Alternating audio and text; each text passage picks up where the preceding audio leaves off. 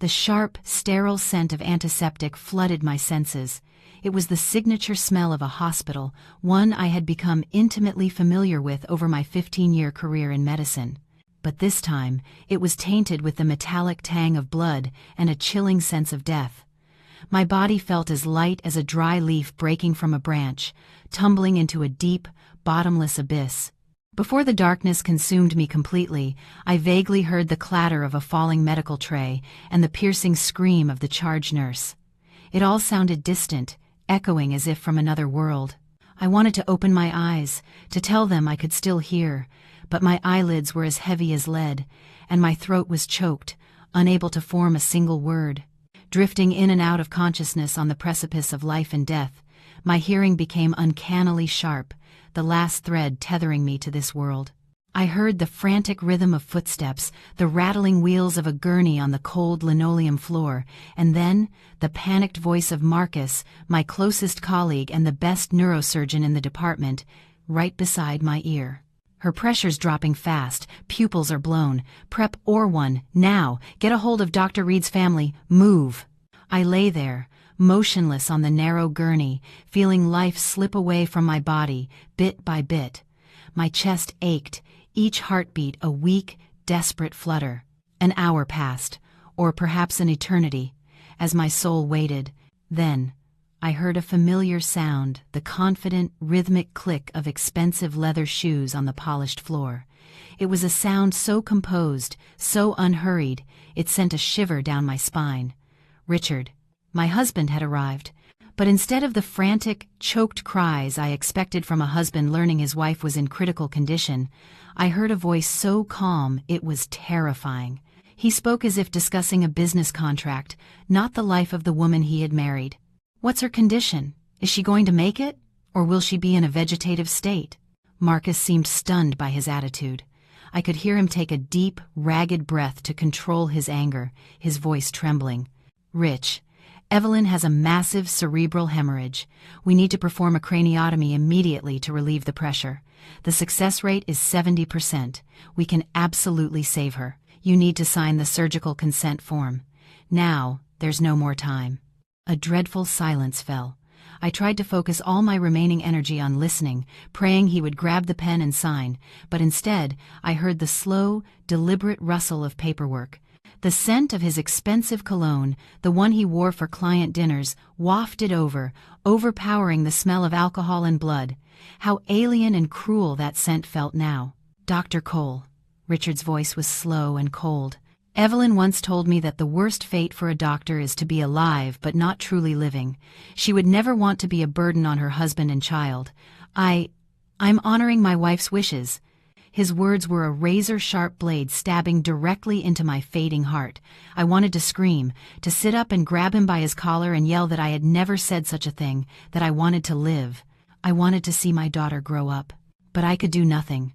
Only lie there like a block of wood, enduring the most brutal betrayal from the man I had trusted with my entire life. "What are you talking about?" Marcus roared, his voice cracking with disbelief and rage. "There's a 70% chance of survival right in front of you. Are you even human?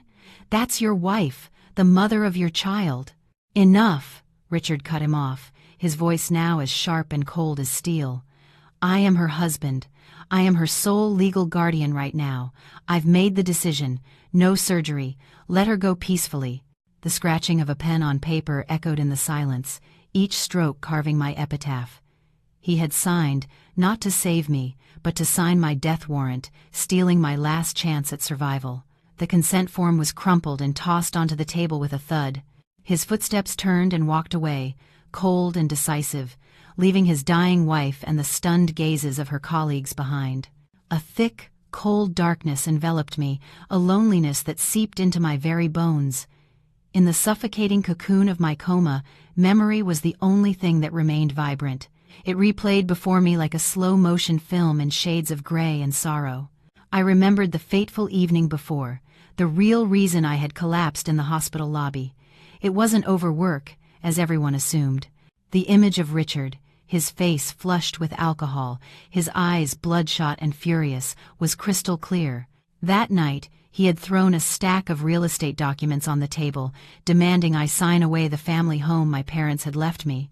It was my only inheritance, a sacred place I had sworn to protect at all costs. When I steadfastly refused, telling him the house was for our daughter's future, Richard's polished, intellectual facade shattered. He grabbed my hair, yanked my head back, and slammed it against the hard edge of the solid oak desk. The impact was so forceful I heard a sickening crack inside my skull. Stars exploded in my vision, and a wave of nausea washed over me. "You're a doctor," he snarled, his breath thick with the stench of whiskey. "You know exactly where to hit someone so they die without leaving a mark, don't you? Sign it, now." I gritted my teeth, staggered to my feet, and somehow managed to drag myself to work the next morning. A major surgery was scheduled. I thought it was just a dizzy spell. Like so many other times he'd been violent, I never imagined it would be the fatal blow. Outside the ICU, I dimly heard the hushed whispers of Marcus and Sarah, the head nurse and my dearest friend. Sarah's voice trembled, choked with tears. "Mark, look at Evelyn's old medical charts. Oh my God, how could this be?" The rustling of papers was followed by Marcus's shocked gasp. A fractured 6th rib 5 months ago, a hairline fracture in her left wrist 3 months ago, soft tissue trauma to the occipital region, all self-diagnosed and self-treated. The reasons in the charts are all: fell off a bike, slipped on the stairs. Lying there, I listened to their words as tears flowed inward, stinging my heart with shame and anguish. For years, behind the happy family photos and lavish vacations Richard flaunted on social media, I had endured a living hell. I was a department head, a respected surgeon who saved lives. Yet at home, I was a silent victim of domestic violence. I feared the gossip, the pitying looks from others. And most foolishly, I still believed my silence would preserve a whole family for my daughter. "She hid it all from us," Sarah sobbed, her cries tearing at my heart.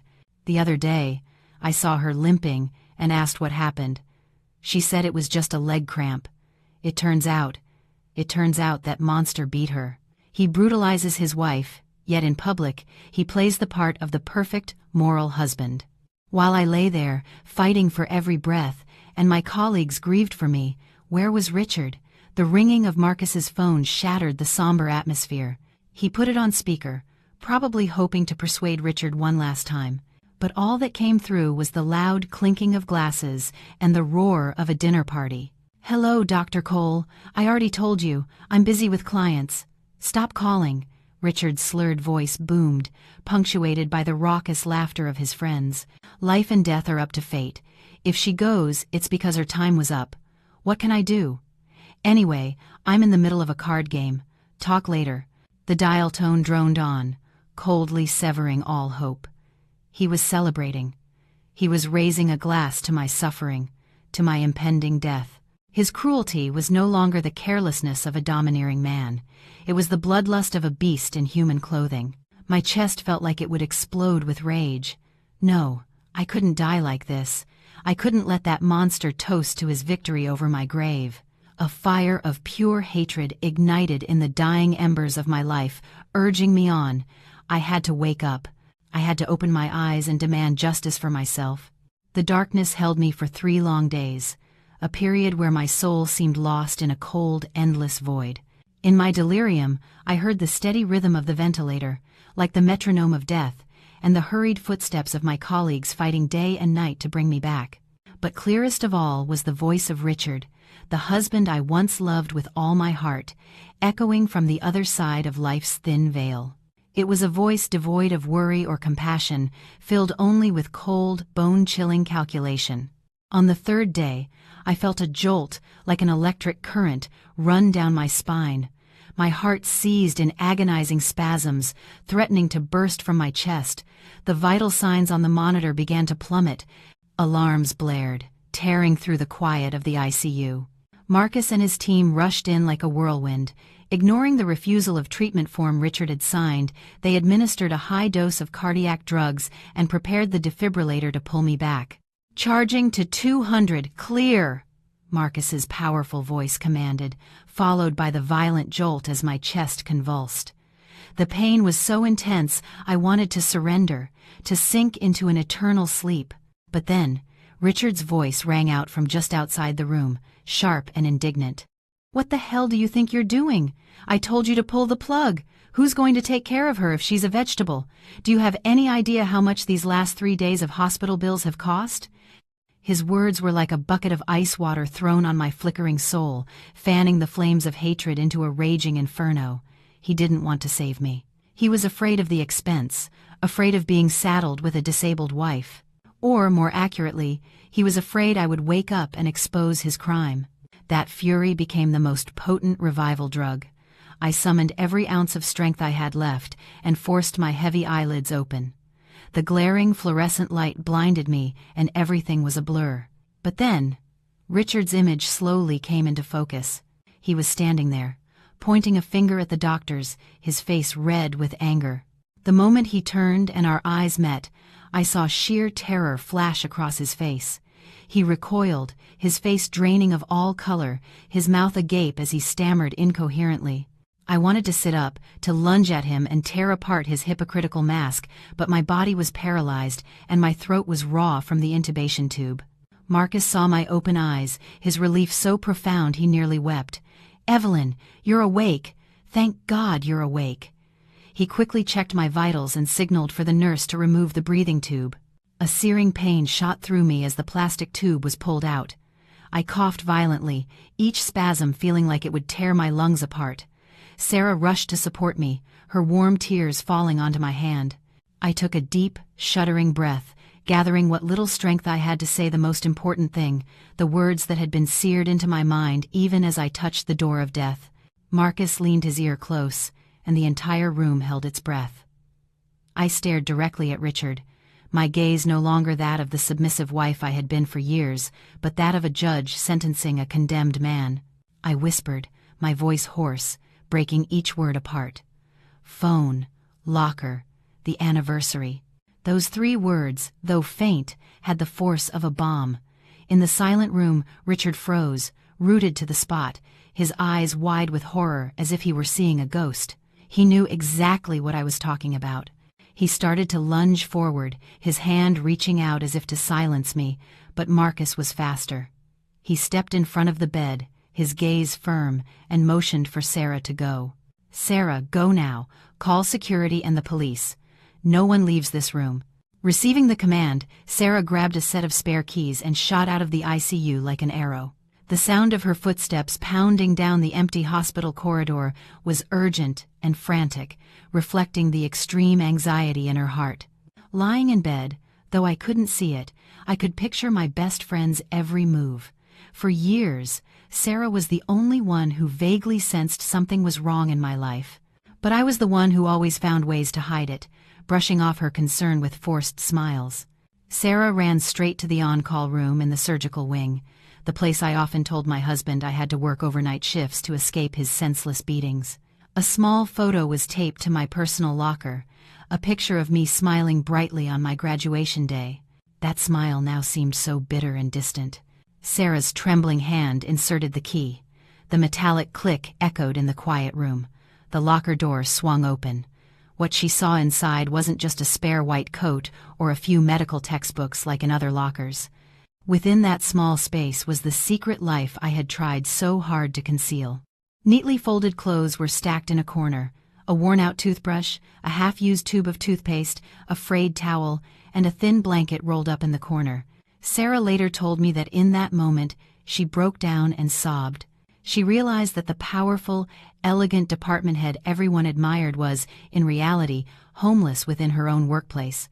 I had made the hospital my home, my only safe haven from my abusive husband. Those old items were testaments to the long nights I spent huddled in the on-call room, too afraid to go home, fearing Richard's drunken rages, the fiery slaps, or the dull thuds of his fists against my ribs. Sarah reached into the deepest corner of the locker, where I had carefully hidden it behind a thick stack of books. Her fingers touched a cold, hard object. It was an old, cheap phone, its screen cracked, lying dormant like a silent witness waiting for its day to speak. I had hidden it there for years, living in constant fear of it being discovered, but it was the last lifeline I had. Sarah picked up the phone, its weight feeling as heavy as her best friend's life. Not daring to delay another second, she quickly closed the locker, clutched the phone to her chest, and ran back to the ICU. Outside, a sudden summer storm broke, the rain lashing against the windows like a lament for my bitter fate. Back in the hospital room, the tension was suffocating. Richard was still cornered, blocked by two young male doctors and hospital security. He paced back and forth like a caged animal, his eyes darting around, searching for an escape route. Sweat poured down his forehead, though the air conditioning was on high. When the door flew open and Sarah entered with the phone, I saw the color completely drain from Richard's face. Sarah walked to my bedside, her hands still shaking as she presented the phone to Marcus and the two police officers who had just arrived. The old phone, its paint peeling, looked out of place amidst the modern medical equipment, but it radiated an immense weight. Cornered, Richard saw the phone and erupted like a cornered beast. "That's my wife's private property. You have no right to touch that. Give it back," he roared. A young, stern-faced police officer stepped in front of him. "Sir, you need to remain calm," he said, his voice firm. "This is a key piece of evidence, according to the victim's statement. Any further disruption will result in your arrest for disorderly conduct and obstruction of justice." Richard froze, grinding his teeth, his bloodshot eyes fixed on the phone as if he could incinerate it with his gaze. Marcus took the phone. The screen lit up, prompting for a password. He looked at me, his expression questioning, waiting. Lying on the bed, my breath was still shallow, but my mind was clearer than ever. "His mother's anniversary," I whispered, the words draining my last bit of strength. Marcus frowned and turned to Richard. "What is the date of your mother's death anniversary?" Richard fell silent, turning his face away, deliberately avoiding the question. Did he think that if he didn't speak, no one could unlock the phone? He was wrong. Sarah, standing beside him, pulled out her own phone and quickly scrolled through social media. "September 23rd, she announced, her voice choked with suppressed anger. "Every year on this day, Evelyn takes the day off. She buys so much food to prepare a memorial feast, but she always comes to work the next day with swollen eyes. I remember it clearly because last year she even had to be admitted for IV fluids the day after." Marcus nodded. His fingers quickly typed the numbers 0923 into the screen. The phone vibrated softly and unlocked. The home screen was a plain black background. No wallpaper, no entertainment apps, just a single folder in the middle of the screen with a short, haunting name, Evidence. Why was the password my mother-in-law's death anniversary? Perhaps no one but me could understand the pain behind that date. It was the day she had passed away from a long illness 6 years ago, and it was also the day that marked the beginning of the tragic saga of my life. Every year, on her anniversary, Richard would get blind drunk and drag me in front of her memorial altar to beat me senseless. He would hit me while cursing, blaming me for being a harbinger of bad luck, the reason his mother died young. He would force me to kneel all night without food or water, just to listen to his irrational tirades. One year, he even dumped a bowl of hot bamboo shoot soup on my head because he thought it wasn't seasoned perfectly. His mother's death anniversary, a day that should have been for remembrance and respect, had become the anniversary of the death of my own dignity. I chose that date as my password so that every time I opened the phone, the pain would remind me never to forget, never to forgive that monster. Marcus tapped on the evidence folder. Inside, it was organized with a heartbreakingly clinical precision. Audio, photos, injuries, prescriptions, videos. Each subfolder contained dozens of files, meticulously labeled with dates. Looking at the detailed organization, Marcus couldn't hold back his tears. He understood that to gather this evidence, I had paid a price in blood, tears, and absolute terror over years of living in hell. A police officer took a cable from his bag and connected my phone to a small Bluetooth speaker they had brought for taking on-site statements. The room fell into absolute silence, the tension thick enough to cut with a knife. Richard stood huddled in the corner, his head bowed, his hands clenched so tightly his knuckles were white. He knew the moment of judgment had arrived. Marcus randomly selected a file from the audio folder. Static crackled first, then a sharp, piercing sound tore through the air. Smack! It was the sound of a forceful slap, so crisp that even listening to it made one's face sting. It was followed by Richard's slurred, contemptuous voice, reeking of alcohol. "You think you're so great just because you're a doctor? Look at yourself. You're skinny as a rail, and your face is always miserable. I did your family a favor by marrying you, you know that?" Then came my pleading voice, trembling and weak. "Please, Rich, you're drunk. Just go to bed. Don't hit me anymore. I have surgery tomorrow." "Surgery, my ass!" Richard roared, accompanied by the sound of crashing objects. "You make peanuts, but you're gone all day and night. I forbid it. Starting tomorrow, you're forbidden from working. You stay home and serve me. If you step 1 foot out that door, I'll break your legs." Everyone in the room shuddered. The young police officer clenched his fists, his eyes burning with fury as he looked at Richard. They couldn't believe that behind the handsome, respectable facade of a successful businessman was such a twisted, sick soul. Richard remained silent, but his shoulders began to tremble, and sweat soaked through his expensive shirt. Marcus switched to another recording, dated 3 months prior. This time, there were no sounds of physical violence, but the content was even more terrifying. "Sign it." "I told you to sign the loan papers," Richard hissed through gritted teeth. "I need $500,000 for a business deal. If you don't sign, I'll throw us all out on the street. And don't think you can hide those savings bonds your parents left you. I know all about them. That's the inheritance my parents left for Lily." "I can't," I sobbed. "Your money is my money. You're my wife. I have the right to your assets. If you don't hand it over, don't blame me for what happens next." A loud thud was heard, followed by my piercing scream, which was abruptly cut off. The recording ended with Richard's heavy panting and him muttering a curse. "Stupid bitch. A beating is the only way to teach you." Hearing this, Sarah could no longer contain herself. She covered her face and wept uncontrollably.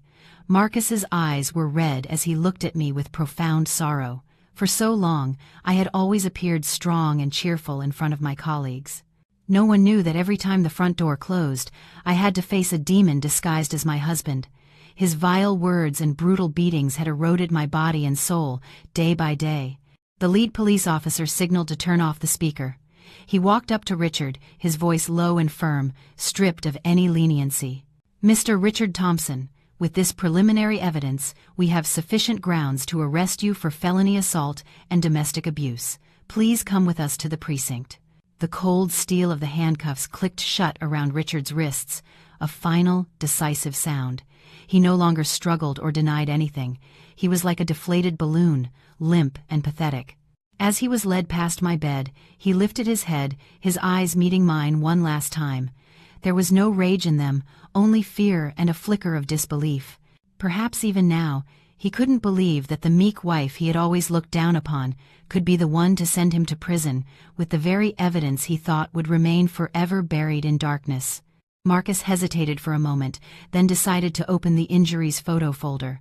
His fingers seemed to weigh a ton as he swiped across the screen, as if turning the pages of a diary filled with blood and tears. The first photo that appeared, magnified on the screen, was of a massive, dark purple bruise covering my thigh, a stark contrast to my pale skin. In the corner of the photo, I had carefully added a caption with the date and reason. May 17. Came home 10 minutes late due to traffic. For being 10 minutes late, for not having his dinner warmed up the moment he walked in the door, I had received a series of brutal kicks to my thigh with his hard-soled dress shoes. He kicked me while screaming that I was a neglectful wife who cared more about wandering around than her family. The truth was, I had just finished a 4-hour emergency appendectomy. I remember having to limp for a week after that, lying to my colleagues that I had bumped into a surgical table. The second photo showed a close-up of my swollen face, a long gash near my left eye still oozing fresh blood. The caption read, October 10. The soup was a little too salty. Lying in the hospital bed, I closed my eyes, but the searing pain of that day's slap felt as fresh as ever. The hot soup had been thrown at me, the salty liquid burning in the open wound. He hadn't just hit me. He had forced me to lick the spilled soup off the floor like a dog, apologizing for not knowing how to please my husband. One by one, the photos scrolled past. Each image was a scar, a pain I had silently endured. There were photos of my bare back, covered in a crisscrossing web of angry red welts from a belt. There were photos of my hand, swollen and purple, after being slammed in a door. Richard stood there, his face shifting from red to pale, then to a deathly white. He stammered, his voice trembling as he tried to salvage his last shred of dignity. She bruises easily. It was just, we would sometimes have minor scuffles, playing around too rough. I never meant any harm. Playing around? Sarah shrieked, unable to restrain herself. She shoved the phone in his face. Open your damn eyes and look. Does anyone play around by beating their wife until she has fractured bones and a cracked skull? Look at this. Are you a man or a monster? Richard shrank back, turning his head away, unable to face the irrefutable evidence. He knew any excuse he made now would be pointless and pathetic. The wounds on my body did not lie. They were the most vivid witnesses to his crimes. I looked at him, an infinite bitterness welling up inside me. This man, whom I once thought was my safe harbor, turned out to be the one who had single-handedly pushed me into an abyss of pain and despair. In the room thick with the smell of antiseptic, the lead police officer let out a weary sigh. He looked at Richard with utter contempt, the kind of look reserved for a coward who could only assert his dominance by beating a defenseless woman. I knew that these photos were not just evidence to convict him in a court of law. They were a life sentence for his conscience, something that would haunt him for the rest of his days. Marcus took a deep breath, his finger pausing on an audio file in the recording folder. The file was marked with a star for importance and was time-stamped 11:38 p.m. on June 17th. It was the fateful night, just hours before I was brought to the hospital in a deep coma. If the previous photos were an indictment of physical violence, this recording was the irrefutable proof of Richard's murderous intent and boundless greed. The atmosphere in the room grew heavy as everyone held their breath. Marcus pressed play. The initial static was quickly replaced by Richard's booming shouts. His voice was slurred but menacing. Sign it. I told you to sign the papers to sell the house. Now, I've already taken a deposit from the buyer. Don't be so stubborn. Then came my voice, resolute but laced with fear. You're insane, Richard. That was my parents' home, the only place our daughter has to fall back on. You got yourself into gambling debt. You can get yourself out. You are not touching that house. I will never sign. You dare to lecture me? Richard roared, followed by a loud crash and the sound of shattering objects. This house is marital property. I'm your husband. I have the right to sell it. No, don't hit me. It hurts. Richard, I'm begging you. My desperate screams were audible on the tape. The sickening thuds of punches and kicks could be heard clearly, like a sledgehammer on a sandbag. But what was most horrifying were the words that came out of Richard's mouth next, so cold and cruel they made one's hair stand on end. You won't sign, huh? Fine. If you die, this house becomes mine anyway. I'm your sole heir. Our child is under my guardianship. I can sell it whenever I want. You're gonna kill me? My voice was a weak, pained whisper. Killing you would get my hands dirty, Richard scoffed, a maniacal laugh echoing through the recording. I just need to beat you half to death. Then I'll sign the papers to refuse medical treatment. You'll die from a fall, from an illness. What does that have to do with me? I'll save myself the trouble of supporting a leech, and I'll get to collect on the life insurance and the house. You dying is the best thing that could happen to this family. Following that statement was the sound of my head hitting a hard object with a sickening thud. Then, silence, broken only by Richard's ragged breathing and the sound of his footsteps walking away, leaving me unconscious on the cold floor. The recording ended, leaving a terrifying void. Richard was slumped against the wall, his limbs trembling uncontrollably, his face ashen. He knew those words were the final nail in his coffin. He hadn't just committed domestic assault. This was premeditated, attempted murder with the despicable motive of financial gain. Marcus's gaze was no longer just angry. It was filled with utter disgust. He couldn't believe the man before him could be so cold-blooded as to plot his own wife's death for profit. The police captain slowly took off his glasses. He looked at Richard, his deep voice ringing out like a judgment bell. Mr. Thompson, this recording says it all. You not only beat your wife, but you intended to take her life to seize her assets and insurance money. This is an unforgivable crime. Lying in bed, hot tears streamed down my face. Finally, the unvarnished truth about the man I had shared my life with was exposed. Physical wounds might heal with time, but the scars left on the soul by such betrayal and malice would likely never fade. The police captain signaled to his 2 junior officers, his face stern and authoritative. He formally announced Richard's immediate arrest. "Richard Thompson, you are under arrest for attempted murder and felony domestic assault. You have the right to remain silent. Anything you say can and will be used against you in a court of law." At the word arrest, Richard seemed to snap out of his stupor. The survival instinct of a coward kicked in. He struggled violently, screaming like a madman, trying to break free from the officer's grip. "Let me go! You have no right! This is a private family matter. I'm her husband. I have the right to discipline my wife. She's not pressing charges, so what right do you have to arrest me?" He turned to me, his eyes wide with a desperate, menacing plea. "Evelyn, say something. Tell them to let me go.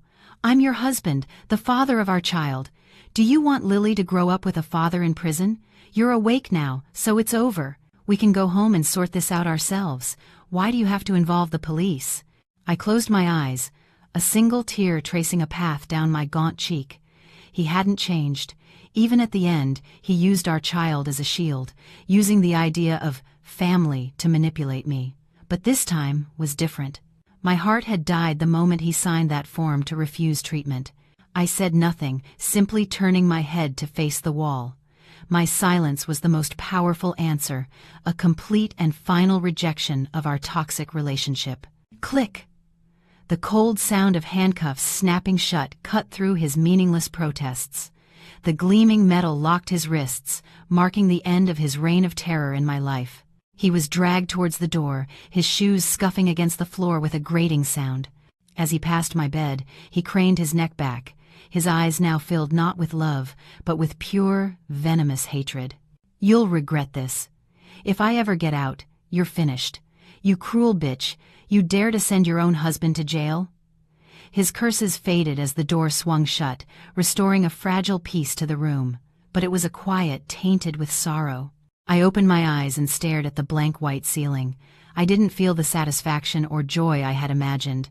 All I felt was a vast, hollow emptiness. It was a release that came with a heart-wrenching pain. Marcus walked over and gently tucked the thin blanket around me. His eyes were full of sympathy and solidarity. I lay there, my strength seeming to drain away with every step Richard took out of my life. The pain from my untreated injuries, both old and new, began to roar back to life, tormenting my already broken body. Marcus and Sarah stayed by my side, not daring to leave. Sarah slumped into a chair, her eyes red, still clutching my old phone, as if it were a precious treasure. She carefully connected it to her laptop, copying all the data to a USB drive and uploading it to a secure cloud server. "Evelyn, you get some rest. Mark and I will take care of everything now," Sarah said softly, her voice still trembling with emotion. I nodded weakly, my eyelids heavy. I wanted to sleep. A deep, dreamless sleep, to escape this cruel reality. But my sharp hearing still picked up the muffled sounds from the hallway. Though the door was closed, it couldn't block out the whispers of curious onlookers. "Did you hear? Dr. Reed's husband was arrested by the police. They handcuffed him and took him away right here." "Wow, he always looked so charming. Who would have thought he was an abuser? You really can't judge a book by its cover." I heard the wife is pretty cunning herself, though. Spent years secretly gathering evidence to put him away. Women these days are scary. Those words were like needles pricking my ears. That's how people are. They love to gossip and pass judgment on others' pain without knowing the full story. I knew a storm of public opinion was about to break. A renowned female surgeon, abused by her husband, nearly left to die, and then sending him to prison with her own hands. It would be a juicy topic for coffee breaks, for prying eyes and pitying glances. I grabbed the sleeve of Marcus's white coat, my hand trembling. I wasn't afraid of physical pain, but I was terrified of public opinion. I was terrified my daughter would have to grow up amidst those whispers. Marcus seemed to understand my fear. He gently squeezed my hand, his gaze firm. "Don't listen to them. You did the right thing. You were incredibly brave. We will always be on your side." His words were a balm to my chaotic heart, helping it slowly return to a steady rhythm. He was right. I had done nothing wrong. I was just protecting my life and my daughter's future. I closed my eyes, letting the gentle darkness wash over me, telling myself I had to be strong. After a fitful, nightmare-filled sleep, I awoke to the faint morning light filtering through the blinds, casting a pale glow on the white bedsheets. The first feeling that washed over me wasn't physical pain from my numerous injuries, but a strange sense of lightness in my soul, as if a 1,000-pound weight had finally been lifted from my chest. Marcus and Sarah were still there, their faces weary from lack of sleep, but their eyes lit up with joy when they saw me stir. Sarah quickly helped me sit up, placing a soft pillow behind my back and handing me a glass of warm water. The soothing liquid flowed down my parched throat, awakening every dormant cell in my body, reminding me that I was still alive, and the fight for justice had only just begun. The door opened quietly, and the police captain entered with a female detective. They were in plain clothes, their demeanor gentle and professional, likely not wanting to add more stress to someone who had just returned from the brink of death. The captain pulled a chair to my bedside, taking out a notepad and a small audio recorder. His voice was low, but firm. "Dr. Reed, we know you're still very weak, but your testimony right now is crucial to completing the case file. Please, take your time and tell us everything that happened. Don't leave out any detail, no matter how small." I nodded, taking a deep breath to suppress the wave of emotion rising within me. I began to speak, my voice still weak and hoarse, but each word was clear and deliberate. I spoke of our early married life, of the perfect facade of an intellectual, loving husband that Richard had painstakingly built to deceive the world. I told them about the first slap, just 3 months after our wedding, when I accidentally broke a vase he liked. That slap was like a bucket of cold water to my face, shattering my dreams of a happy marriage. But out of pride and fear of worrying my parents, I had chosen to stay silent and forgive. "He didn't just hit me," I said, tears finally streaming down my gaunt cheeks. "He isolated me from the world. He controlled all our finances, holding my salary card and giving me only a small daily allowance for groceries. He forbade me from seeing my friends, and even installed a GPS tracker on my phone to monitor my every move. Anytime I came home a few minutes late, or a male colleague called to discuss a case, I knew I would face a brutal beating that night." The female detective wrote furiously, her brow furrowed in sorrow. I continued, describing the emotional abuse, the vile curses he hurled at me and my family whenever he was drunk. He had transformed me from a confident, vibrant doctor into a timid woman who lived in constant fear, tiptoeing around her own home. I told them about the times I wanted a divorce, but he threatened to kill my entire family, to release fabricated intimate photos, to harm our daughter. That fear was like an invisible noose around my neck, paralyzing me, keeping me from screaming for help. That night, my voice trembled as I relived the horror. He tried to force me to sign the papers to sell the house to pay off his debts. When I refused, he grabbed my hair and slammed my head against the desk. Before I passed out, he said I should just die to get out of his way, so he could collect the insurance money. The captain stopped writing and looked up at me, his eyes full of sympathy and resolve. "Dr. Reed, what you have been through is horrific, but I assure you, with your testimony and the evidence you've collected, we will ensure he pays the price for his actions. Your silence is over." I signed the written statement, my handwriting shaky but firm. The act of putting my pen to that paper felt like signing my own Declaration of Independence. I was no longer a silent victim. I was the accuser, the strongest living witness to the crimes of the man I once shared my life with. After the police left, the atmosphere in the room quieted, but a lingering tension remained. Sarah still held my phone, seemingly searching for something more within the chaotic data I had saved. Suddenly, she let out a small gasp. "Evelyn, there's one more video file in a hidden folder on the cloud. The creation date is the afternoon of June 17th, just a few hours before it happened." I froze, the memory of that grim afternoon rushing back. That day, after overhearing Richard on the phone with a loan shark who threatened to take care of me if he couldn't sell the house, I felt an imminent danger. A dark premonition told me I might not get another chance to speak the truth. So, during a quiet moment on my shift, I locked my office door, propped my phone on a bookshelf, and recorded a video will. "Play it, Sarah." I nodded. "That's the last statement I left, in case I never woke up." Sarah's hand trembled as she pressed play. My own image from that day appeared on the screen. My face was pale and gaunt, my eyes sunken with dark circles from sleepless nights, but my gaze held a strange resolve. In the video, I was wearing my white coat, sitting straight before the camera. My voice was slow and clear, as if reading an indictment. "My name is Dr. Evelyn Reed, neurosurgeon, social security number XXXXXXXX. If you are watching this video, it means something has happened to me. I am either dead or in a persistent vegetative state. I want to state for the record that I am not depressed, I have no intention of self-harm, and my health is perfectly normal. If I die under unusual circumstances, the sole perpetrator is my husband, Richard Thompson."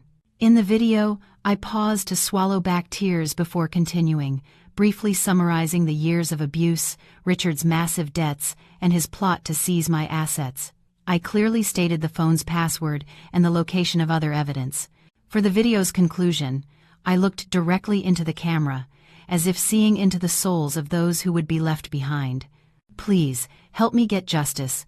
Don't let my death be in vain. And if you can, please protect my daughter. Don't let her live with a father who is a monster. Silence is not golden. Silence is complicity." I was wrong to be silent for so long, but I hope this belated cry for help can salvage what's left of my dignity. The video ended, leaving a chilling silence in its wake. Sarah covered her face, her shoulders shaking with sobs. Marcus turned away, discreetly wiping a tear from his cheek. He could never have imagined that the strong colleague he worked with every day had been forced to prepare for her own death in such a lonely, agonizing way. That video wasn't just evidence, it was the heart-wrenching plea of a woman pushed to the absolute edge. It was a last will and testament written with the ink of utter despair. I looked at my own reflection in the darkened phone screen, my heart twisting. When I recorded that video, I had been thinking of death, preparing to leave this world. But now, having passed through that door and returned, I cherished life more than ever. That video would be the final nail in the coffin of Richard's freedom, shattering any defense he and his lawyers might concoct about an accident or a marital spat. The fragile peace in the room was short-lived. A commotion erupted in the hallway outside, shouting, footsteps, and the shrill, venomous voice of an older woman piercing through the soundproofed door. I stiffened, instantly recognizing the voice of Helen, Richard's mother. She hadn't come to see her daughter-in-law who had just escaped death. She had come to raise hell and defend her precious, incarcerated son. "Let me go! Get out of my way! Let me in there to deal with that damn viper! Does she have the nerve of a devil to call the cops on her own husband? That shameless, cheating whore!" The door rattled under her furious pounding. Marcus quickly signaled for security to block the entrance, but Helen's voice still sliced through the cracks, sharp as a knife. She put on a tragic performance for everyone in the hallway, wailing about the injustice of it all. "Oh, heavens above! My son is as gentle as a lamb. He loved his wife and child with all his heart, and she set a trap for him. Evelyn, you get out here and face me. You cheated on him, gave his money to your lover, and then framed him for abuse. Do you have a conscience? My family was cursed the day we let a woman like you in." Lying in bed, listening to her blatant lies and curses, I felt nothing but disgust. For years, she knew her son beat his wife, but she never once intervened. On the contrary, whenever she saw my bruised face, she would sneer, "You must have been disrespectful to make him teach you a lesson. A disobedient woman deserves a beating." Her blind indulgence was the poison that fed Richard's violent nature. Now that her son was arrested, she was playing the victim, using her loud mouth to twist the truth and turn me from the victim into the villain. She screamed that I was crazy, paranoid, that I self-harmed to frame my husband. Her venomous words made Sarah tremble with rage. She was about to open the door and confront her, but I shook my head, stopping her. I knew their family's nature. The more you argue, the more dramatic they become, playing to the crowd. The noise outside grew louder. It sounded like Helen had thrown herself on the floor, wailing and attracting the curiosity of patients and families from other rooms. "Everyone, come and see. My daughter-in-law, so educated but so wicked. She wants to steal his assets, so she sent him to prison. My son is innocent." I closed my eyes, a bitter smile on my lips. Like mother, like son. Richard's shamelessness and cruelty were inherited directly from her, but she was mistaken. This was a hospital, a place governed by rules and laws, not a chaotic market or her private home where she could do as she pleased. A few moments later, the heavy footsteps of security and local police arrived. Shouts to disperse the crowd were followed by Helen's shrieks of resistance, which gradually faded as she was forcibly removed from the area. The room returned to quiet, but the feeling of degradation lingered. I felt as if I had been stripped bare and publicly shamed. But at the same time, I felt a strange sense of relief. Helen's crude and clumsy performance had helped me sever the last remaining ties of affection or guilt. From this moment on, her family and I were on opposite sides of a war, no longer relatives, but sworn enemies. That evening, the police captain returned to my room, his expression far more somber than before. He carried a thick file, which he placed gently on the table before looking at me with grave seriousness. He told me that their expanded investigation had uncovered horrifying new details about Richard's motives, truths that even I, his wife of many years, had only vaguely suspected. "Evelyn, we've verified Richard Thompson's financial situation. It's much more serious than you thought. He wasn't just a few $100,000 in debt. The actual figure is over $2 million. I was stunned, my heart skipping a beat. $2 million. A staggering sum that I, a doctor on a hospital salary, could never have imagined. I knew Richard gambled, played poker, and bet on sports, but I thought it was minor, a few thousand here and there. It turned out he was a desperate addict, drowning in a swamp of loan sharks and online betting. He secretly took out a second mortgage on your house, supposedly for his business, but he gambled it all away online. The bank is now in the process of foreclosure," the captain continued, his voice steady, but each word felt like a hammer blow. "On top of that, he borrowed over $500,000 from loan sharks at an exorbitant interest rate. They gave him an ultimatum. If he didn't pay them back this week, they would handle it their own way." I was horrified. I finally understood why he was so desperate for me to sell my parents' house that night. It wasn't just greed, it was the desperation of a man backed into a corner. He needed money, a lot of it, to plug the massive hole he had dug for himself.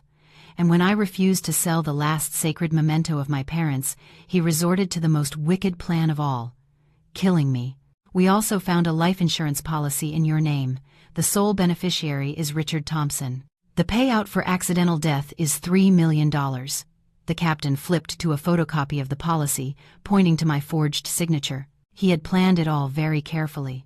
If you had died that night from an accidental fall, he would have sold your parents' house as your heir, collected the insurance money, and been free of his burdensome wife and child. In total, he stood to gain nearly $5 million, more than enough to pay off his debts and live comfortably." A chill ran down my spine.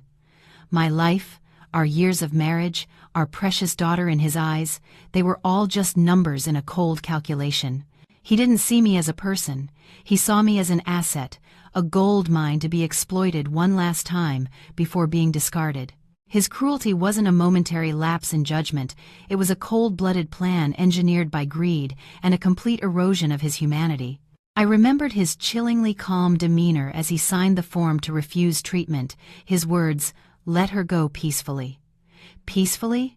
He just wanted me to die quickly so he could cash in. He wanted to wash away his filthy gambling debts with my blood. I felt sick to my stomach, realizing I had shared my life with a monster in human skin. News of Richard's abuse and attempted murder spread like wildfire, faster than any virus I'd ever studied. Overnight, my family's story became a trending topic across social media. Sarah brought her phone to show me. She scrolled endlessly through posts, comments, and threads.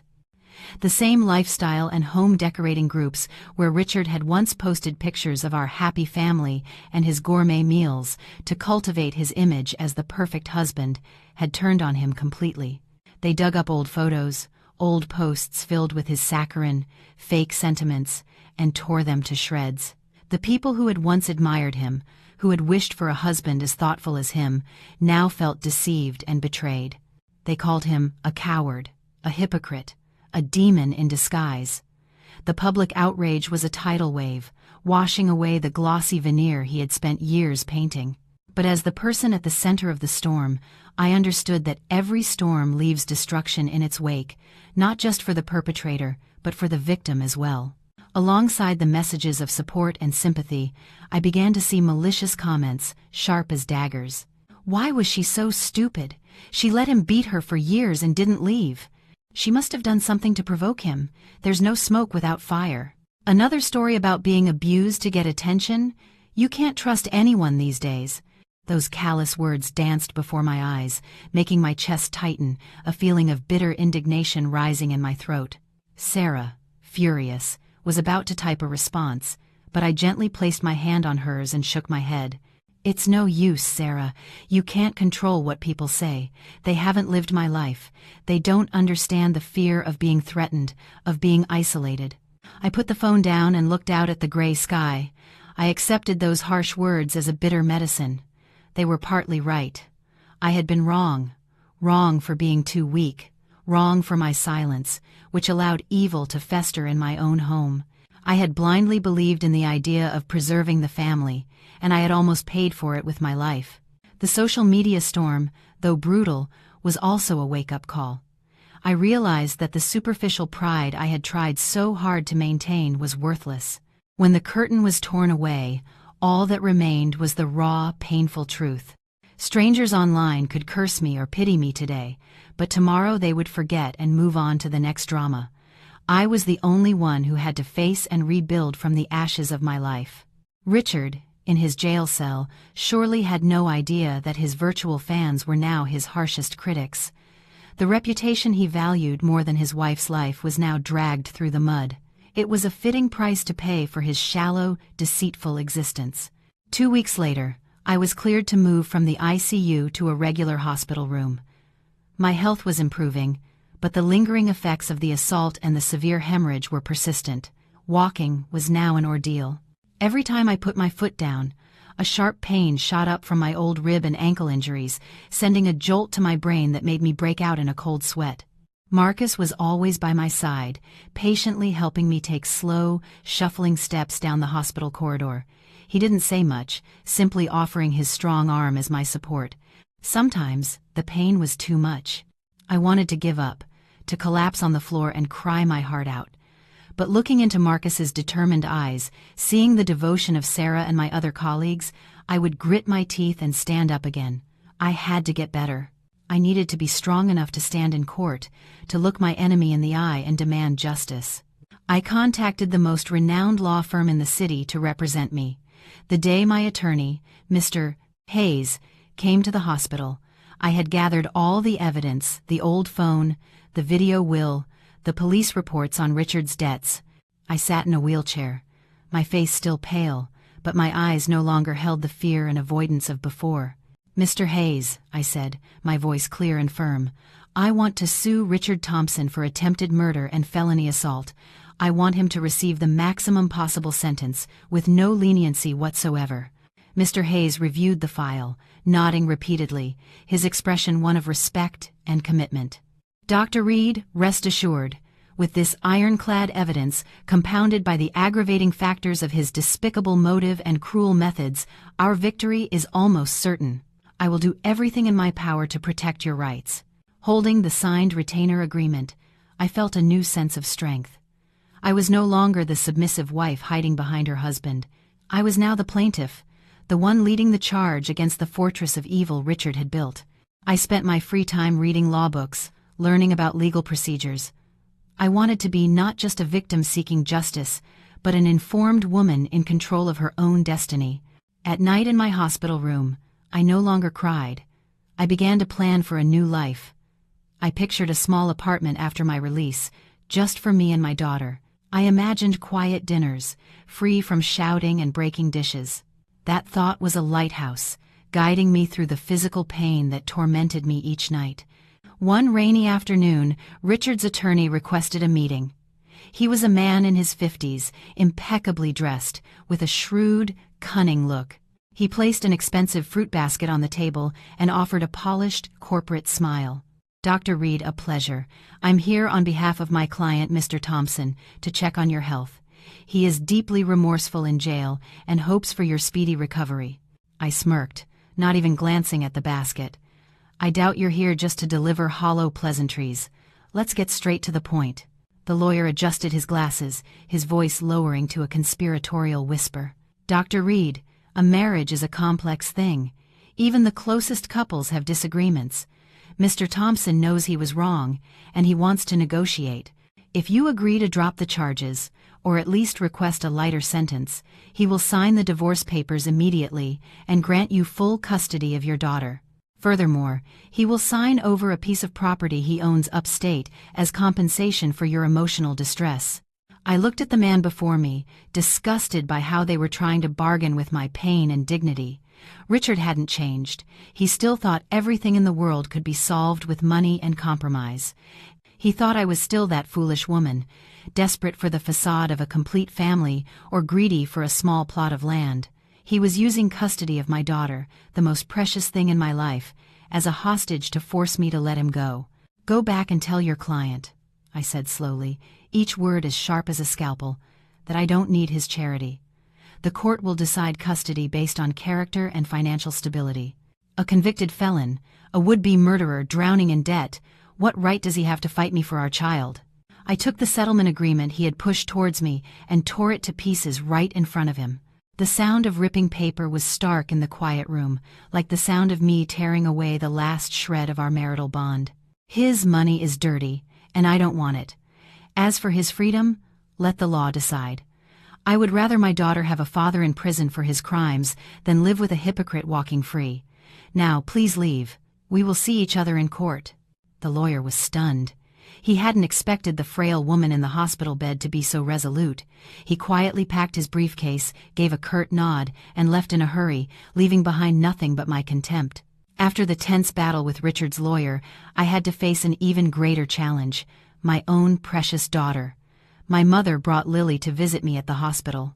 The moment she saw me in the bed, tangled in wires and IV lines, she burst into tears and ran to hug me. Her small, soft hands gently touched the bruises on my arms, her big, round eyes filled with fear and sorrow.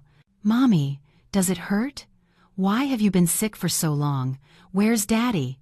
Grandma said he's on a business trip. When is he coming home?" Her innocent questions were like salt in my still bleeding wounds. I held her tight, breathing in the sweet, milky scent of her hair, fighting back my own tears. I had asked myself 1,000 times if I should lie to protect her image of her father. Would the brutal truth tarnish her innocent soul? But then I remembered the nights she would jolt awake at the sound of his shouting, the fearful look in her eyes whenever he was drunk. Though she was young, she was sensitive. She had sensed the turmoil in our home for a long time. If I continued to lie, I would be trapping her in the same cycle of falsehoods I had just fought so hard to escape. I gently pulled away, looked directly into her eyes, and wiped the tears from her chubby cheeks.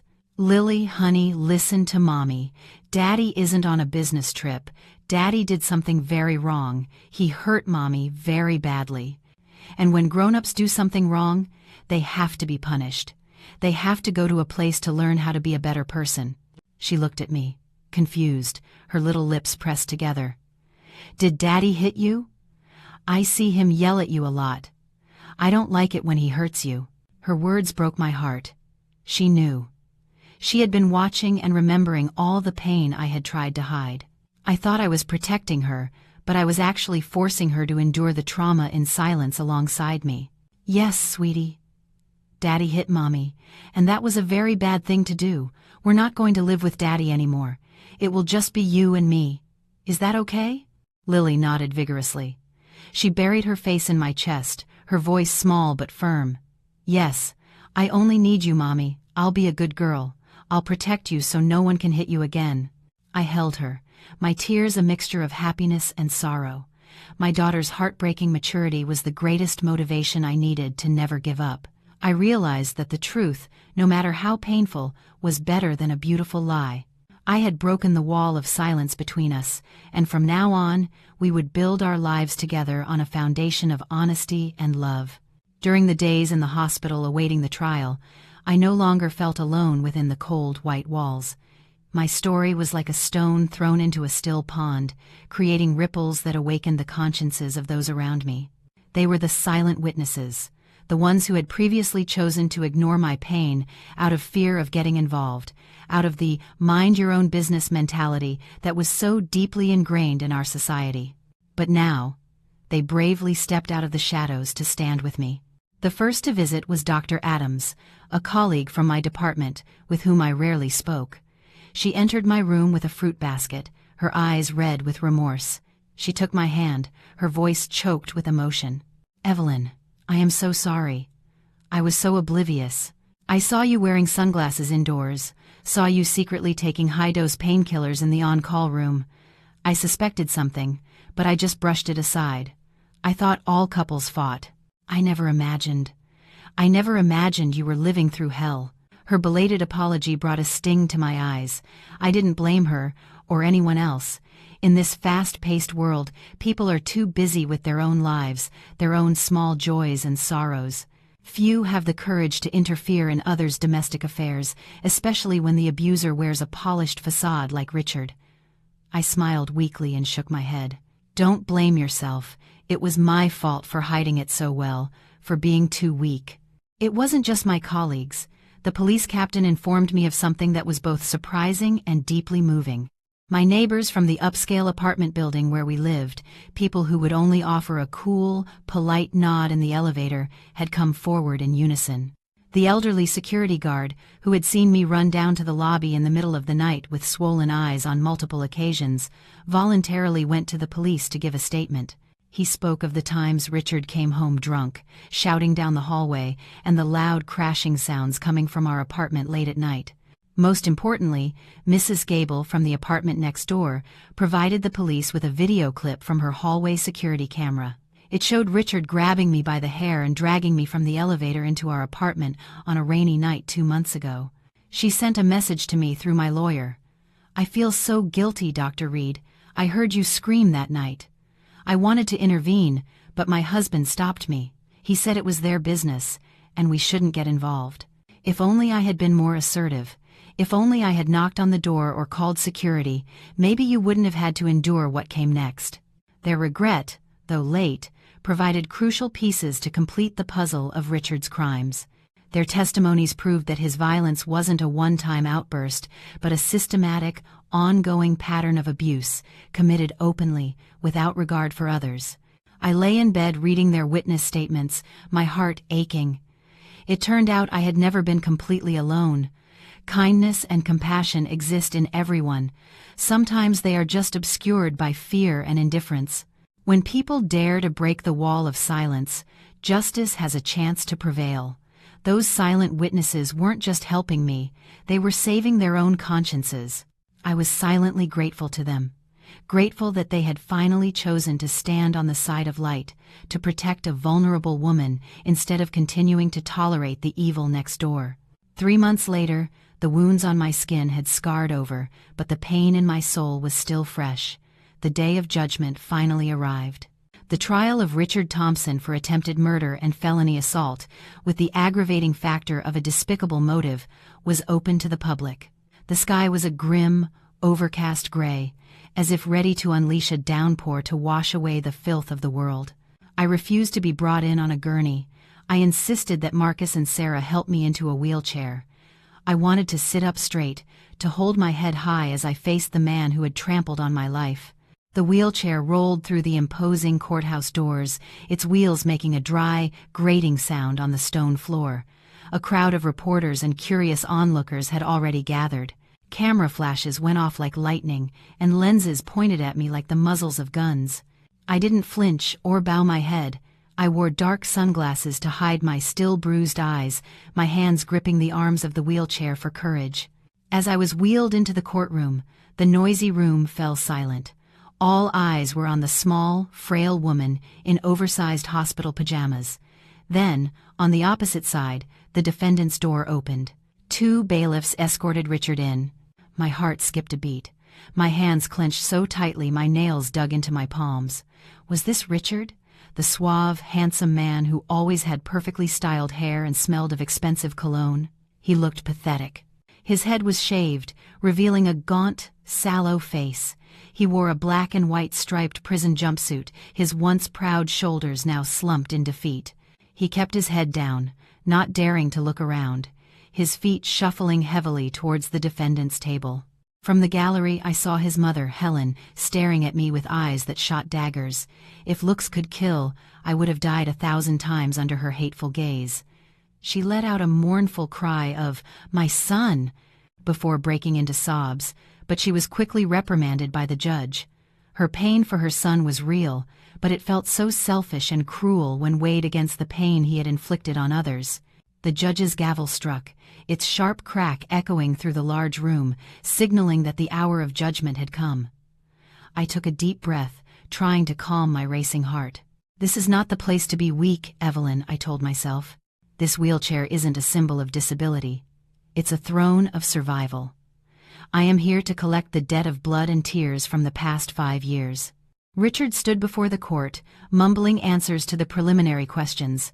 His voice was trembling and hoarse, a stark contrast to the booming, aggressive tone he used when he beat me. It turned out that stripped of his successful businessman persona, faced with the punishment of the law, he was just a pathetic coward. I looked at him with no fear, no lingering affection, only a profound sense of contempt. The trial heated up during the litigation phase. Richard's defense attorney was a middle-aged man with sharp eyes and a cynical half-smile. He was known for being a master of twisting facts, willing to use any tactic to get his clients acquitted. He stood up, adjusted his tie, and began his defense with a dramatic, venomous tone. "Your Honor, members of the jury," he began, glancing dismissively in my direction. "My client, Mr. Richard Thompson, admits to a physical altercation with his wife. However, we must examine the root causes that led to this unfortunate incident. As the saying goes, it takes 2 to tango. Why would a gentle, loving family man like Mr. Thompson lose control to such an extent?" I sat frozen in my wheelchair, my blood boiling. What was he doing? Was he trying to blame the victim? "From my investigation," the lawyer continued, his voice dropping to a sympathetic tone, "Dr. Reed is a workaholic who frequently neglected her family. She treated the hospital as her home and her patients as more important than her husband and child. Mr. Thompson tried to address this many times, but she refused to change, leading to long-term marital conflict.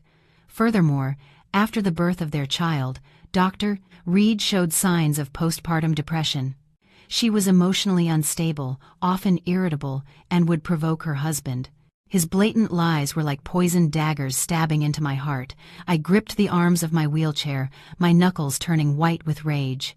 So this was their strategy: tarnish my character, paint me as a terrible wife and an irresponsible mother to justify Richard's violence. They wanted to turn a murderer into the victim of an unhappy marriage. On the night of the incident, the lawyer's voice rose.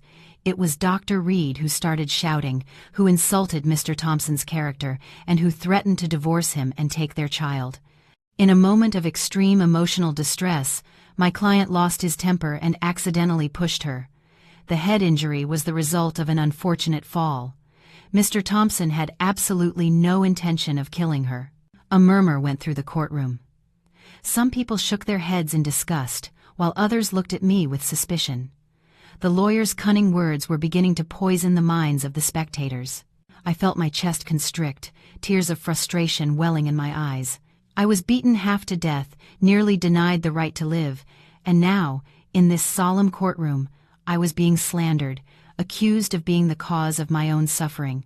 Richard stood at the defendant's table, his head bowed in a show of remorse, but I swore I saw the corner of his mouth twitch into a smirk. He thought money could buy justice, could hire silver-tongued liars to cover up his crimes. The verbal assault, right here in front of everyone, was more painful than any physical blow. I wanted to stand up, to scream that they were lying, but my body wouldn't let me. I could only bite my lip until it bled, swallowing the bitterness, waiting for the truth to have its turn. Just as Richard's lawyer finished with a triumphant look, believing he had successfully sown doubt in the courtroom, my attorney, Mr. Hayes, slowly rose. He didn't rush to verbally rebut the lies. Instead, he requested permission from the court to present the most crucial piece of evidence. A small USB drive was connected to the court system, linked to the large screen and powerful speakers in the center of the room. The courtroom fell silent again, all eyes fixed on the screen. The audio file began to play. The static faded, replaced by the raw, chilling sound from the past, shattering the false solemnity the defense had created. "You won't sign, huh? Fine. If you die, this house becomes mine anyway. I just need to beat you half to death. Then I'll sign the papers to refuse medical treatment. I'll get to collect on the life insurance." Richard's voice filled the room, crystal clear, cold, and monstrously cruel. It was not the voice of a husband in a momentary rage who accidentally pushed his wife. It was the voice of a demon who had meticulously planned to murder his wife for his own insatiable greed. Each word was a slap in the face to the defense attorney, wiping the smug smile from his lips and replacing it with confusion and panic. The courtroom erupted in gasps of horror. The spectators, even those who had been skeptical just moments before, were now stunned. They couldn't believe what they were hearing. The truth was more brutal and horrifying than any movie script. Following the audio, the photos of my injuries were displayed one by one. The back covered in welts, the swollen face, the bruised legs. These silent witnesses were more powerful than 1,000 eloquent lies. At the defendant's table, Richard's legs gave out, and he collapsed into his chair. He didn't dare look up at the screen, covering his head with his hands as if to hide from reality. He knew it was over. His charade, his lies, had crumbled before the undeniable light of truth. Helen, in the gallery, went pale, her mouth agape in shock. Her initial aggression had vanished, replaced by sheer terror. I sat in my wheelchair, watching the painful images of myself on the large screen, silent tears streaming down my face. They weren't just evidence. They were a slow-motion replay of my stolen youth, of years spent being degraded and abused. But this time, I wasn't crying from pain or shame. I was crying because the truth was finally revealed. That evidence spoke for me, releasing all the suppressed anguish I had carried for so long. Mr. Hayes turned to the judge and jury, his voice calm but firm. "Your Honor, this was not a marital spat. This was a calculated, premeditated murder plot, born from a despicable motive. The defendant not only physically abused the victim but psychologically tortured her for years. The defense's claim of a momentary lapse in judgment is utterly baseless in the face of this irrefutable evidence." After the audio and photos were presented, the whispers in the courtroom died down. All eyes from the curious spectators to the stern-faced judge were on me, the small woman in the wheelchair. The presiding judge adjusted his glasses, his voice resonating through the silent room. "The court invites the victim, Dr. Evelyn Reed, to make a final statement before the jury begins deliberation." I took a deep breath. My chest still ached with a dull pain, but the fear and weakness that had plagued me for years were gone. Marcus and Sarah sat right behind me, their hands gently on my shoulders, lending me their strength. I gripped the arms of the wheelchair and pushed myself up as straight as I could. I wanted to look directly into the eyes of everyone in that room, especially the man trembling at the defendant's table. I began to speak. My voice wasn't loud, but it was clear, each word drawn from the very bottom of my bleeding heart. "Your Honor, members of the jury, everyone here today, I am a doctor. These hands have held a scalpel and saved thousands of lives, snatching them back from the jaws of death. But the irony is, I couldn't save myself. I couldn't heal the wounds inflicted upon me for years by the man I married." I paused, fighting back a surge of emotion, my gaze sweeping over Richard's bowed head. He didn't dare look at me. His shoulders trembled. Perhaps only now was he beginning to understand the price of his cruelty. My voice grew stronger, firmer. "I am not here today, exposing the ugly scars on my body and in my soul, to ask for anyone's pity. I am here to make one thing clear. Domestic violence is not a private family matter. It is not a husband's right to discipline his wife. The courtroom was utterly silent. I could hear the stifled sobs of a few women in the gallery. I looked directly at the news cameras, wanting to send a message to the thousands of other women suffering as I had. It is a crime. No one, not a husband or a father, has the right to trample on another person's dignity and life in the name of love or family. Silence is not a sacrifice. It is complicity with evil. I almost paid with my life to learn that lesson, and I pray that no one else has to walk down the same painful path. As I finished, I felt as if a massive stone had been lifted from my chest. I looked at Richard one last time. My gaze was surprisingly calm. There was no hatred, no lingering attachment, only pity for a man who had thrown everything away for greed and selfishness. The jury deliberation felt like an eternity. Richard sat slumped in his chair, his head in his hands, radiating the despair of a man who knew his fate was sealed. Helen sat in the gallery, her face ashen, occasionally whimpering her son's name. She looked at me with a mixture of blame and pleading, but I met her gaze with cold silence. Compassion, when misplaced, is a cruelty to oneself. Finally, the bell rang, signaling the jury's return. Everyone in the room rose. The judge, his face solemn, took the verdict and began to read, his voice strong and clear, each word a hammer of justice, exposing the crime and sealing the perpetrator's fate. Based on the evidence presented and the proceedings of this trial, the judge declared, the court finds the defendant, Richard Thompson, guilty. His actions were exceptionally grievous, showing a deliberate and depraved indifference to human life, protected by the law. The defendant acted with premeditated intent and a despicable motive to gain financially, demonstrating a profound disregard for the law and moral decency. My heart pounded. My hands gripped the wheelchair. Therefore, this court finds the defendant, Richard Thompson, guilty of attempted murder and felony domestic assault. The court sentences the defendant to 18 years in state prison.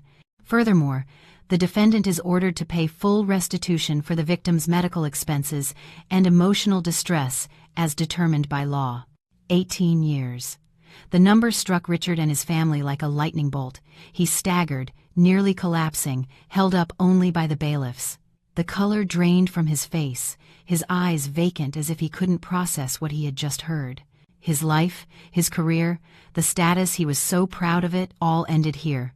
In the gallery, Helen let out a piercing scream and fainted. The courtroom filled with murmurs, the weeping of the defendant's family mixed with the quiet sighs of relief from supporters of justice. I sat perfectly still. A single hot tear rolled down my cheek. This time, it wasn't a tear of pain or fear. It was a tear of release, of faith that justice, though it may come late, always prevails. The judge's gavel struck the desk one last time, a decisive sound that closed the trial and a dark, tragic chapter of my life. The luxurious, modern house where we had lived, a place filled with fake, glamorous memories and long, tear-soaked nights, was officially foreclosed on by the bank to cover Richard's massive debts. The day I moved out, I didn't take much, just some clothes for my daughter and me, and the few mementos that were truly mine. Looking at the expensive furniture and art, now covered with seizure notices, I felt no regret. Instead, I felt a sense of relief, as if I had escaped a gilded cage. I had lost years of savings, but I walked out with my life, my daughter, and most importantly, my freedom. I took Lily back to my parents' old house, a small, modest home in a quiet, older neighborhood that I hadn't touched in years. The house was dated, the paint peeling, the iron gate creaking with rust. But to me, it felt like the warmest, safest castle in the world. After 2 months of rest, to recover and stabilize our new life, I decided to return to work. That first morning back, I stood before the mirror for a long time, straightening my crisp white coat, pinning my ID badge to my chest. I felt a familiar mix of nervousness and anticipation. I was afraid of the pitying looks, the whispers about the doctor whose husband was in prison, but I knew I couldn't hide forever. Stepping into the hospital lobby, the familiar smell of antiseptic greeted me, but this time it didn't carry the stench of death from that horrific day. It was the smell of life, of the dedication to which I had devoted my youth. I kept my head down, walking quickly, trying to avoid the curious stares, my heart pounding. But contrary to my fears, as I entered the surgical wing, I saw Marcus, Sarah, and all my colleagues waiting for me. They held bouquets of fresh flowers, their faces lit with genuine, radiant smiles. There were no prying eyes, no cheap pity, only the warm welcome of a family. "Welcome home, Evelyn," Sarah exclaimed, running to embrace me, her eyes tearing up. "You've gotten so thin, but seeing you look so bright, we can all finally breathe easy." Marcus came over and handed me a bouquet of brilliant sunflowers, his eyes shining with respect and warmth. "Welcome back, Doctor. Your patients have been asking for you, Chief." I hugged the flowers, their sweet scent making my eyes sting. I looked at the familiar faces around me, the people who had stood by me during my darkest days. A wave of emotion washed over me. I realized my worries had been for nothing. When you have the courage to face the darkness and step into the light, people don't see you with pity. They see you with respect and admiration. That first day back was busy but energizing. I threw myself into surgeries and consultations, my hands steady and precise on the scalpel, as if they had never been through such trauma. Under the bright, shadowless lights of the operating room, I forgot all my sorrow. I was simply a doctor, doing everything in my power to save lives. I spoke with Marcus and the hospital administration about starting a special counseling group within our department, which we called Project Dawn. It wasn't a grand charity or a series of hollow seminars, but a first aid station for legal and psychological support. I wanted it to be a lifeline for women drowning in the flood of abuse, helping them to recognize violence, gather evidence, and most importantly, find their self-worth again. I invited Mr. Hayes and a few psychologists to join. We worked quietly but persistently after our shifts. On the day the project launched, the first person to come to me was a young woman in her early 20s, her arm bandaged from where her husband had accidentally pushed her. She sat hunched in her chair, tears in her eyes, trembling as she asked, "Doctor, I'm so scared. If I call the police, he'll kill me. I have nowhere to go." I took her cold hand, looked into her terrified eyes, and said softly, "Look at me. I was once as scared as you are. I also thought there was no way out. It took me years to learn how to protect myself, but you don't have to wait that long. Silence is not how you keep a family together. It's the fastest way to destroy yourself. You have me, you have the law. You are not alone." The young woman broke down sobbing, but this time they were tears of relief. I showed her how to document her injuries, how to record threats, and connected her with a lawyer to safely plan her divorce. Watching her leave the room with her shoulders a little straighter, I felt a warmth spread through me. I realized my mission wasn't just to save lives on the operating table, but to use the scars of my own life as a shield for other vulnerable women. Project Dawn was new and faced many challenges, but every time I helped someone escape the clutches of violence, my own life felt more meaningful. I didn't want to be a hero. I just wanted to be a sister. A friend holding out a hand when they needed it most, to let them know that after the long, dark night, the sun will rise again. Marcus was always there, a quiet, steady presence. He understood the depth of my trauma, so he never pressured me. He didn't offer empty platitudes or promise me the moon. He just cared for me in small, silent ways. On evenings when I had long shifts, he would pick up Lily from school, take her for ice cream, or buy her a new storybook. One time, I walked out of a late-night surgery, completely exhausted, to find him waiting in the hallway with a container of still warm soup. He smiled gently. "Eat something. Lily's asleep at her grandmother's, so don't worry." His quiet kindness made my scarred heart flutter. I wasn't made of stone. I could see his feelings for me, but the ghost of my past marriage made me hesitant. I was a bird afraid of a bent branch. I was afraid of making another mistake, afraid I didn't have the strength to trust or love again. I was afraid of hurting this good man with the sharp, broken pieces of my soul. One weekend evening, Marcus took Lily and me for a walk in the park. Watching his tall figure holding Lily's hand, hearing her joyous laughter echo in the breeze, my eyes welled up. How long had it been since my daughter had known such simple, complete happiness?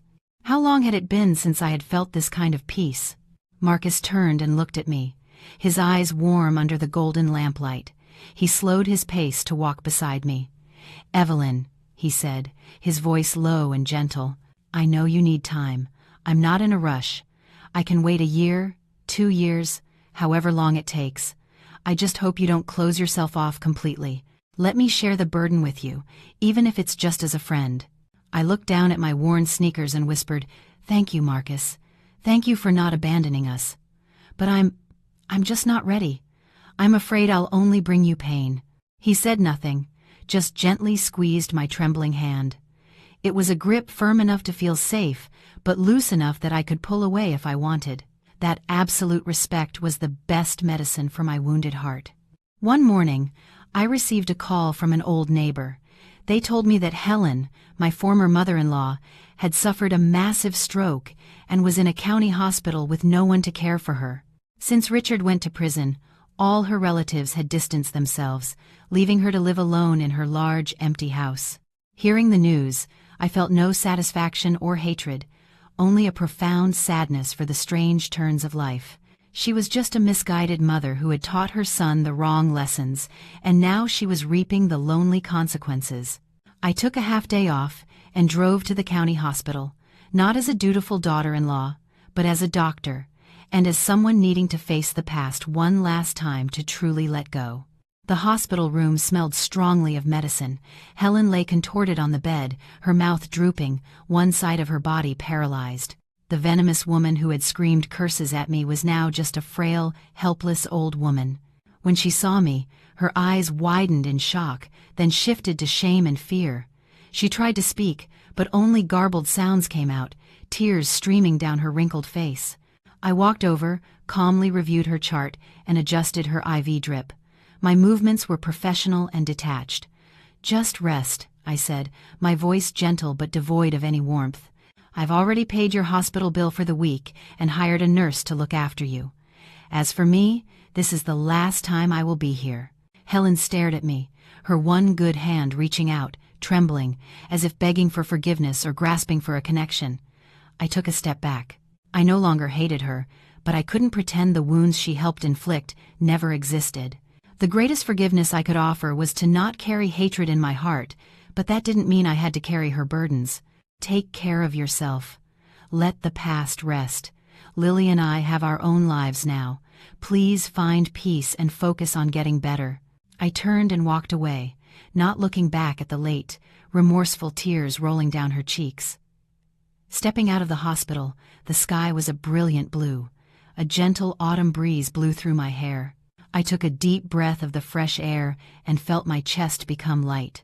A year later, the wind chimes on the door of my favorite cafe tinkled merrily as I walked in. The rich aroma of roasted coffee and freshly baked pastries created a warm, comforting atmosphere. I chose a table by the window, a place where I could watch the bustling city life go by, yet feel completely separate from its noise. It was a beautiful Sunday, a day just for myself, a quiet moment to reflect on the long road I had traveled. Outside, under a tree with brilliant red leaves, Marcus and Lily were playing with a small puppy. My daughter's bright laughter floated in, as clear as a mountain stream. Marcus patiently bent down to wipe sweat from her brow, his eyes filled with a love as deep as any father's. The scene was as beautiful and simple as a painting, warming my heart more than any fire. We hadn't gotten married, nor were we in any rush to bind ourselves with a piece of paper. We chose to simply be partners, sharing life's joys and sorrows, letting love grow from understanding, not obligation. I took a sip of my hot black coffee. The initial bitterness quickly faded, leaving a sweet aftertaste. Life was like this coffee. You had to taste the bitterness to fully appreciate the sweetness. Peace. I looked at my reflection in the window. The woman looking back was in her 40s, with fine lines of time and experience around her eyes, but those eyes were bright, calm, and confident. She was no longer the submissive wife who bowed her head to abuse, nor the vengeful woman in the courtroom. The me of today knew how to love herself, to cherish what she had, and to let go of what was never hers. I was still Dr. Evelyn Reed, putting on my white coat every day, but with a new perspective. I healed my patients, and in doing so, I healed myself. Richard was still in prison, paying for his sins. I no longer concerned myself with how he was, whether he felt remorse or not. He belonged to the past, a painful but necessary chapter that had forced me to grow. As for me, I was living fully in the present and looking toward the future. Marcus looked up and caught my eye. He smiled and waved. Lily ran to the window, pressing her face against the glass and making a funny face at me. I laughed, a genuine, light-hearted laugh, the happiest I had felt in years. Golden sunlight streamed through the leaves, dancing on my shoulders.